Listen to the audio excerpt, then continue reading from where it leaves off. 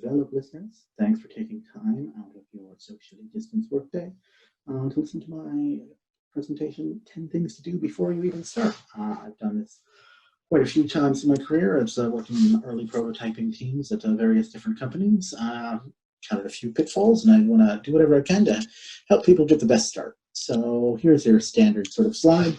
That guy with the beard is me. My name is Mitchell Smallman. I work for Netspeak Games. We make non-violent MMOs, which is a very sort of different avenue, and part of the research that we do and making sure we make the best one involves a lot of these sort of things. So let's get started. Here is, just if you need to take one screenshot of a slide to give to your boss, this is the one. So the 10 things to do, I'm not going to go through all of these because I'm going to go through all of them in the presentation, but take a look. And I will leave number 10 there for the very, very last, as it's a bit of a surprise, and also so I make sure that you listen to the entire presentation. All right, so let's get started on number 1. Check the graveyard. So when I say check your graveyard, the key thing to think about with this is to make sure you're looking for previous attempts at ideally similar games, but your game is different enough. But also you definitely want to make sure that no one's made your exact game the exact game way you want to make it already. And especially you don't want to see that somebody's done that and failed. Now, inevitably, you're going to find something at the very least similar that's failed. Lots and lots of games coming out every year. The chances of making one that's not similar to something else are very, very slim. And if this happens, don't panic. This is sort of an exploration step that I encourage people to do, but it's not necessarily something I feel should be a killer for any game concept. So the thing you want to do if you find, and inevitably when you find, something similar that didn't work out, is that you would use this as an opportunity to force yourself to look closer at the game concept that you're starting with. So you want to look into the company that did it. You want to see exactly what their process was, when they started, when they stopped, how long it took, if you can find out that information, and sort of give yourself some sort of reasons why perhaps this game didn't fail, and what assumptions, or why this game did fail, and what assumptions they went into going into, and how many of those assumptions that you share with that previous game. So this is a good thing. It's about starting, and I put this at number 1 for a reason, about starting to ask yourself hard questions and getting into that, but also not panicking about it. So yeah, that's number 1, and I mentioned this, it sounds like a very easy thing, but you'd be surprised how many people don't do this sort of really essential step. So I encourage everybody to make sure they do this and put some time into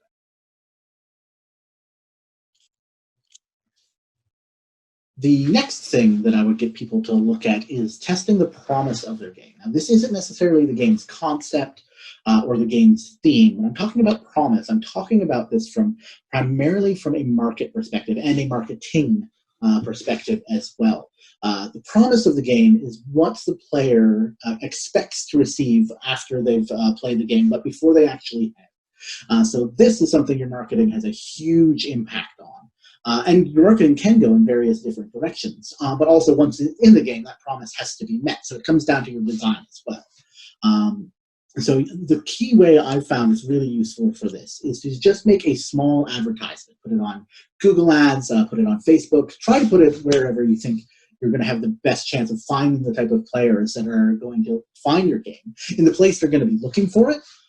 So this is you do this in various different ways, but most games have more than one promise. Your standard MMO, you're going to have, there's the PvP element, there's the social element, there's the exploration element. You can't put all of those into an ad unless you've got a very sort of wide-ranging video ad, which doesn't actually accomplish this goal for you. And so you'd want to do something like, say, examples, do an ad showing off the PvP, doing an ad showing off the social guild network things, doing an ad showing off the exploration, and see exactly how they perform against each other in the sort of environment you'd be expecting to either advertise or start building community for your game. And this will give you a good sense. And you should go into this with some assumptions. You should, it's good if you're like, all 3 of these things are equal weight, and we think they're going to like all 3. Usually that doesn't happen. Most likely you're like, we think more people are going to like the exploration than the PvP, for example. And so we expect that the exploration ad is going to do twice as well as the PvP ad. Do that beforehand so that you can then measure your assumptions, because that's the whole point of this, is to get your sort of assumptions of how aligned are you with the audience of the game that you're about to create in terms of what you're trying to and so one thing I will caution you in this sort of situation, we as game devs do this way too often, even though when we know we shouldn't. You can't market mechanics. When I'm talking about the promise of the game, I'm not talking about, hey, it's like this game, plus it's got this new mechanic. The promise is an emotional experience, right? They either want to feel powerful or they want to feel connected or things like that. That's the sort of top level sort of situation that you want to be looking into when you're making these sort of ads to test your promise. Mechanics come into, or sort of happen more invisibly once the players are in your game. And that's not the phase when you're testing the promise that you should be thinking about. So once you've run a promise test, the next thing I encourage so many developers to do is to do an art test. One of the most key things in your art marketing is going to be the art. Lots of players judge whether they're going to play a game based on whether they actually like the art style or not. And most games have lots of different art styles that can work with the mechanics and the design, especially in an early phase where you actually haven't built anything. So I really encourage you, just like you ran that promise test with an ad, the next thing when you get a promise you're happy with, run a couple of different art styles. And so this is a good way to make sure that when you put your game out into the world, you know your art is working for you as opposed to working against you. You want to know whether this art style that you're using is twice as good as other ones you could have done without having to build an entire game in that art style. Take some of that time, you either buy some art or get if you're lucky enough to have an artist that can do multiple styles and test it out. That's really good, because then you know that the artist you actually have on the team is something that somebody who can do both of the styles you need, and you know that you're keeping them on the right track. And so, yeah, once again, this is a very much pure marketing, less design, but it's a really, really, really important thing. So now you've got your art style, you're pretty confident about that, you're pretty aligned with the promise, and now it comes down to thinking about building the game. And one of the things I encourage people to do when it comes down to building the game is think about what a lot of people call the innovation budget. And so the innovation budget is the portions of your game that are particularly new. They may be new to you as a developer, may have been tried somewhere else, or they maybe not have been tried before. Those types of things are good. You want your game to have things that are new and fresh. But you also want to understand the risk that comes with that, because just like an artist will work off of reference, and that helps a lot as opposed to creating from pure imagination, you want to be thinking about the sort of references of the systems and things like that in your game that have been iterated on by other developers. And this is not saying, oh, okay, you should steal as much as you can. Obviously, you're going to steal something. But know what you're stealing and what you're not, so that you can sort of come up with this innovation budget. The key thing for that is, once again, how much is completely new, because you want to think about that, because that's the place you're most likely to fail. It has nothing to do with your talent or ability. This is the same for every developer in the industry. Stuff that's never been done, it takes much more iteration to do, and you want to give yourself the time for that and be aware of that and be aware of how much it's going to be and how much more likely that is to fail, and treat it that way. And so this is where the marketing portion of all of this ends, actually. This is getting into the design and the scope of what you can do. And that, once again, you want to give yourself time with that stuff that hasn't been done before, to take more stabs at it, as many stabs at it as you can, really, to try and get it right, so that you can be, when you put it out in the world, you've done it for the first time and you've done it right. So you're not one of those guys in the graveyard that did something that becomes something that people look at and go, oh, don't do it that way, I have a better idea. You want to give yourself time to come up with those better ideas. And so that's a matter of scope. And that's a matter of the team and everything like that. So this is why you want to look at your innovation budget, to give yourself the most elbow room for that. And if your game's got 80% innovation budget, and that's the type of situation where you just go, oh, wow, we probably shouldn't rush this out. Or at least if we do, we shouldn't expect it to work right away, because we didn't give ourselves enough time to sort of iterate on the new stuff the sort of trailblazing stuff that we were doing.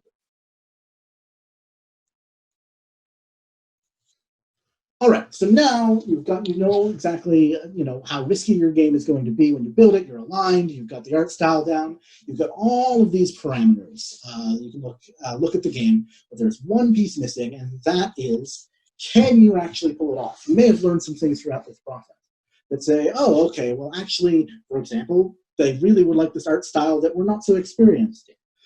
What are we going to do about that? And this is the time, for really, really hard questions of can you pull this off? And sometimes the answer is going to be no. Sometimes you're going to scrap it. Sometimes the answer is we're going to have to learn a bunch of things in order to do this right, but that's good for us. Maybe that's our trajectory as a company. Maybe we're really excited about learning it. We would rather, we would take some time to do that because we're really passionate about this and we feel we can pull it off, even if we make some mistakes along the way, which people inevitably do.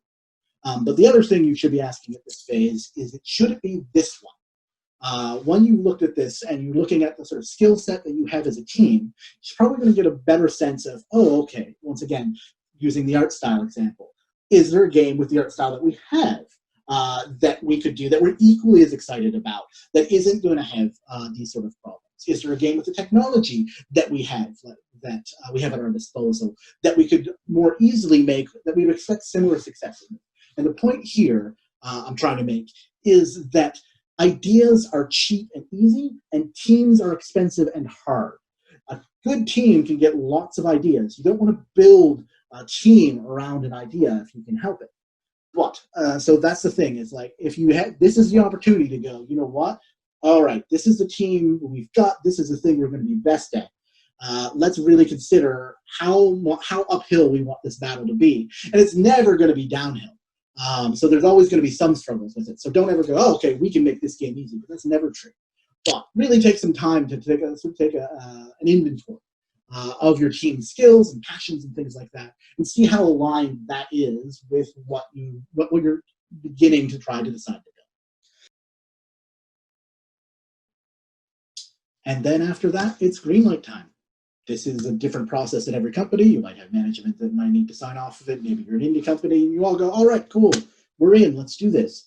And then it stops being the point where you're like, should we do this? And now we get on to the how. So now you've decided which game to make. It's time to design it and think about the nitty-gritty details. And one of the things that I always encourage people to do, and I've been talking about this a lot recently in the last couple of years, is thinking about the audience's game literacy. And one of the reasons for that is that I've come to the opinion that demographics are useless. You say, hey, I'm going to make a game for 18 to 24-year-old women. There is a wide variety of different types of gameplay within that section. Sure, it's easy to buy advertising like that because that's how every other industry is marketed. But if you're watching a television show, watching a previous one doesn't have any effect on it. But if you played a video game that's similar to another one you're playing afterwards, that has a major effect.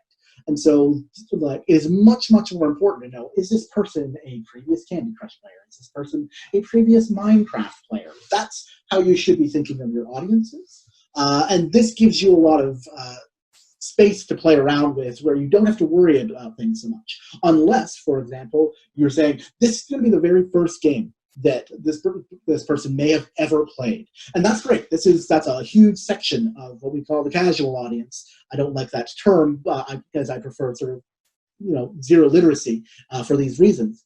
But this is the type of thing you want to be thinking about. So now you know the challenges ahead. It's like we can't assume that they know press X, for example, right?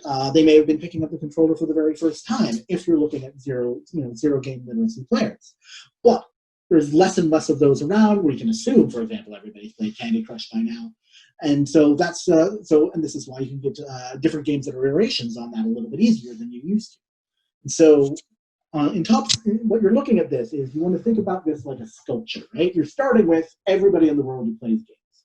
And then you're going to cut that pretty much in half by saying all of the people who play games on the device that we're able to make them, probably bigger than half. Then you're going to take that down to people who want this experience, right? People who are interested in this promise. By putting off that promise, you're getting rid of all of the other promises. And each chipping them away gets you down smaller and smaller and smaller until you get to something that you understand, and hopefully it's big enough and it's not a tiny, tiny, tiny little niche where you can't actually make a business out of it. But if you can get a big one that you know very, very specifically, that's great. And that's what you're sort of using the game literacy to help you along with. And it's a bit of a marketing exercise, but it's really, really useful on the design end of saying, oh, okay, cool, we can use this piece from this previous game because we know that they will understand. We know it's not going to confuse them because it didn't confuse them in this situation, and they're a very similar audience, we assume. So yeah, and so once again, this informs your design. So it's basically taking the things that you've learned from the marketing portion of your explorations and turning them into things that can form your design to make sure you meet that promise once the players come in through whatever you're advertising.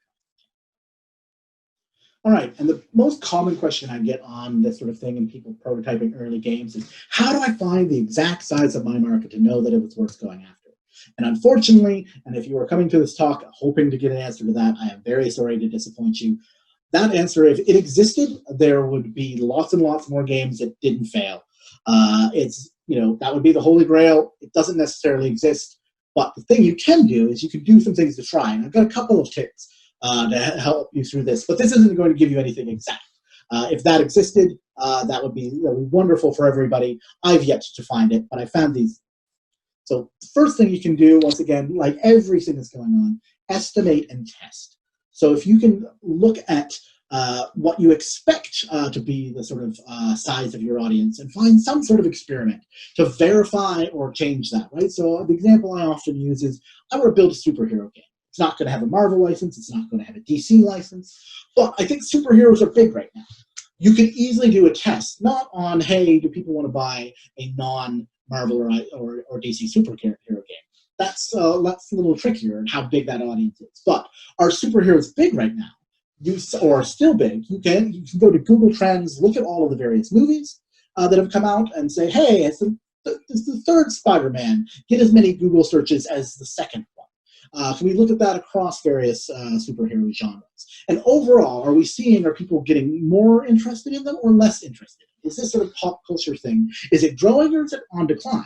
If it's growing, then we go, hey, there's still going to be room for us by the time we put out our game. An example of an estimate of a test that you can use on tools, and that's not going to tell you, once again, how many people are in your game, but it can tell you whether you're going on something that's going to be smaller by the time it comes out. Those types of things are useful. The next thing that I encourage people to do is think in cycles. With video games, people don't necessarily stop playing them and then never play something similar to them ever again. In fact, that's rarely true. But people do stop playing video games, even ones they love. And so when Candy Crush first came out, I know I'm using Candy Crush as an example, but I'm trying to use it make sure it's things that absolutely everybody can latch onto. When you're thinking of something like that, like Candy Crush, then 1-2 years after it came out, lots and lots of puzzle games just died on the vine, right? There was just no room. It just sucked up all of the air out of the room. Everybody was playing it. There's not a lot of reason to play another one because they were still playing it, right? So they were still, they're level 300 all the way to 800 or whatever. But a couple years later, people level 1200 or so, and then getting harder, and then Candy Crush has stopped being fun for them. That becomes a point where people are like, oh, I'm really interested in something new that gives me all of those feelings that I used to have. And then you started seeing a whole lot of new puzzle games coming out onto the market because these sort of things work in cycles. So one of the things you can look at is like, hey, has this ever been big? Now, that's not saying, hey, we should all go back and make classic point-and-click adventure games, as much as I would like for those to come back. I know that the market's gone on that for a reason. So the answer is not always going to be yes to this question, but it's important to ask this question of, could this be big again? Has this ever been big? That can really sort of inform some of your decisions on market sizing. It should, because that's where a lot of opportunities are. Now, speaking of opportunities, you want to think about things in terms of opportunities. I would say, if you look at something and go, nobody's made this, it's going to be amazing, and it's like this thing that some people liked, and it's like, but it could be even bigger, and it looks like it.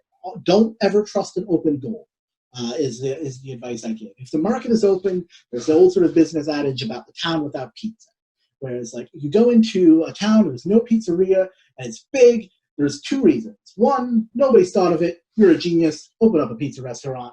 Make lots of money. Second is, nobody in that town likes pizza.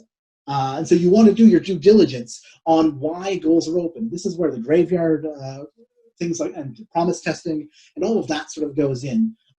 but don't go in there. This is more of a caution in terms of sizing the market. But don't assume something's big and untouched for no reason. Sometimes that reason is that game's really hard to build and most teams don't take on the challenge. That's great if you've got that sort of team and you want to do that, that's wonderful. And go ahead and do it. And lots of games make lots of money by doing exactly that. But sometimes the market's not there for various other reasons. And you want to make sure that when you find that sort of thing, whatever market sizing testing you're doing, don't just assume an open goal is an open goal. And then the last thing to do, which leads on to into the next section, is to find communities. All right, so the last thing you can sort of do to figure out the size of your market and things you want to do to really get into the heads of your players before you have them is to talk to them before you have them. And so I tie this one very closely to the other one because if you can't find a community of players that you can talk to really get information about what your game is going to be like, that might be a red flag in terms of whether that audience is big enough. Now, that doesn't mean there has to be a game out there with forums and a Discord and everything over there that you can go and poach. Otherwise, your game's not worth doing. But it is something to sort of keep in mind that if you can't even talk to some people who are in like the genre, for example, I'm going to make a dog sledding game. If you can't go and find a dog sledding forum where people talk about dog sledding because nobody is actually super passionate about it or not enough people are there on the internet where you're likely selling your game, then that might be a red flag that a dog sledding game is a bad idea. But this gets a little tricky the more casual your game gets. There's lots and lots and lots of games with millions and millions of players that don't talk to each other and have no interest in doing so. And the more casual the game gets, the more likely that's true. The more hardcore your game gets, the more, it's like there may be 12 players and they just talk to each other every day. They love it, but that game's still a bad business idea because it's only got 12 players. So it's a bit of a balancing act with this, but you should give it a shot. And one of the ways you can get this, even if you don't find a community or some place where you can immerse yourself in the potential players that you've got, is to use surveys. This is UX research that lots and lots of studios can do regardless of size. As I said, you're doing your promise tests, your art tests, as opposed to those just leading to your webpage for the game that doesn't exist yet. Those can lead to a survey where you can go and you can get more details about those players if they voluntarily fill it out. And you can ask them, if they want to be interested in talking to you in more depth.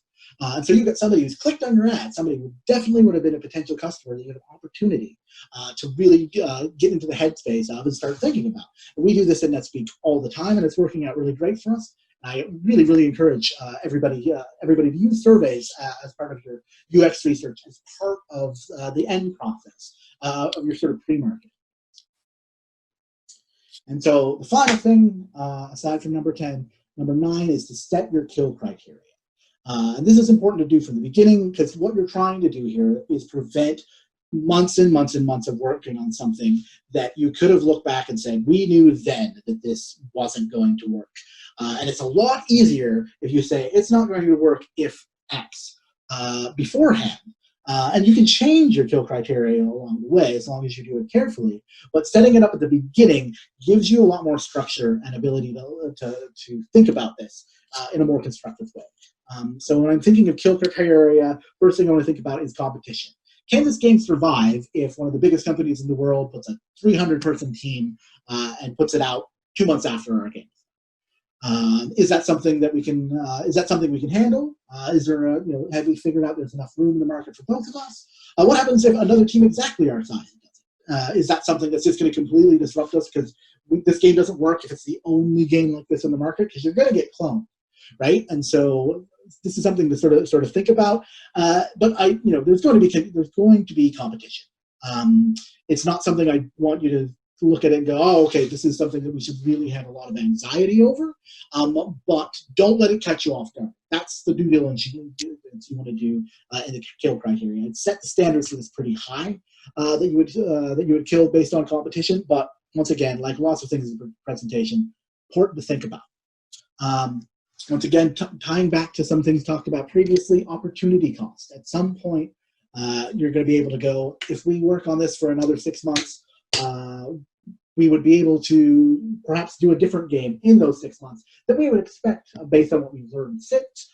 that it's going to be better. Now, this can be a bit of a sort of hell loop of working on the new, fresh thing as it comes out. Because once again, ideas are cheap and teams are hard. And as you get further in a project, the middle part can become a bit of a slog. You want to do the new, exciting thing. So this is something to be careful about as well, but also you want to think about it early so that you're not going around and saying, wow, we worked on that a year longer than we should have. Now we can't go and do that other game that we were talking about, right? So take these sort of situations carefully, but don't ignore them. And finally, think long term. It's very easy to go, okay, just get to the next phase, get to the next phase, get to the next phase, and then we'll decide if we kill, right? It was like, get to the next phase and then decide if we kill. You want to have long-term goals for your game, be they metrics or be they sales, and you should be honest with yourself about how is it accomplishing the goals that we want for the company in the time frame we set. And so yeah, don't just look over the next horizon, right? You want to plot by the stars. So that's the other thing that I see people sometimes making a mistake over in terms of kill criteria. So that's the first 9. I said there'd be number 10. Number 10. And number 10 is follow your heart. And so all of the advice that I've given you, if everybody followed it exactly, there would be a lot of brilliant, successful games that just wouldn't get made. All of these things are points of caution, things to think about. But you have to put some faith in what you're doing. You're going to have to put some things out there that might not work, but they might be amazing, right? You're going to need to do that in order to really make that thing that you want to make.